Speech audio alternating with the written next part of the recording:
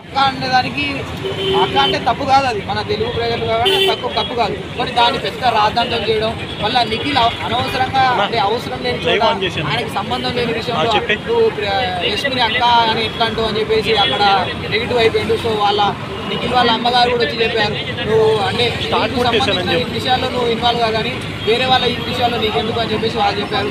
So నీకు బయట గౌతమ్తో పెట్టుకోవద్దు అని వాళ్ళ అమ్మ కూడా అన్నారు, ఎందుకంటే నీకు నెగిటివిటీ వస్తుందని చెప్పేసి.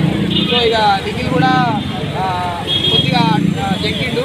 సో ఒకటి బయట నుంచి వచ్చిన వాళ్ళు కూడా నిఖిల్ మీద అమాటాలు వేయడం, నీ వల్ల సోనియా వల్ల వేష్మి వల్ల నిఖిల్ నెగిటివ్ అయిండు.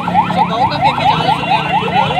మరి కర్ణాటకలో కొంతమంది అంటే బిగ్ బాస్ అంటే కొంతమంది కాలేజీలలో కూడా వాళ్ళు నిఖిల్ని విన్ చేయాలని చెప్పేసి ఓటింగ్ వేయడం అనేది అది కరెక్ట్ కాదు. ఎందుకంటే జెన్యున్గా చూడాలి, కర్ణాటక తెలుగని కాకుండా ఎవరు మంచిగా ఆడితే ఎవరు అందరికీ నచ్చింది వాళ్ళు నేర్పాలి. కానీ అక్కడ సపరేట్గా వాళ్ళు కర్ణాటకలో కొన్ని కాలేజెస్లో ఏంటంటే పెయిడ్ ప్రమోషన్స్ చేయడం జరిగింది. సో దానివల్ల నిఖిల్కి అక్కడి నుంచి ఓటింగు, ఇక్కడ మన తెలుగు వాళ్ళ నుంచి కూడా ఎక్కువ ఓటింగ్, సగం ఓటింగ్ వచ్చినా అక్కడి నుంచి వచ్చిన ఓటింగ్ మొత్తం నిఖిల్కే పడిపోయింది. సో ఇట్లా గౌతమ్ నిజంగా జెన్యున్గా గౌతమ్కి సపోర్ట్ చేసే వాళ్ళు చాలామంది ఎంత ఓట్ చేసినా కూడా సగం మంది ఉన్న తెలుగు ప్రజలు మాత్రం గౌతమ్కే సపోర్ట్ చేస్తున్నారు.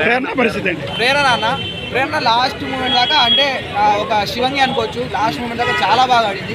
ఎట్లా ఆడిందంటే అందరు అమ్మాయిలు వెళ్ళిపోయారు. సో లాస్ట్ టాప్ అందరు అబ్బాయిలే ఉంటారు అనుకున్న టైంలో కూడా ప్రేరణ గేమ్స్ చాలా బాగా ఆడింది. కానీ ఎంత బాగా ఆడినా కూడా బాయ్స్ కంటే ఎక్కువ బాగా ఆడలేదు. సో నిఖిల్ గౌతమ్ కంటే తక్కువ అయిపోయింది. ఇంకొకటి ఆమె మైనస్ ఏంటంటే నోటిదులు అంటే టంగు పోవాలంటే ఎక్కడ పడితే అక్కడ మాట్లాడడం ఆమె మైనస్ అయింది. సో దానివల్ల కూడా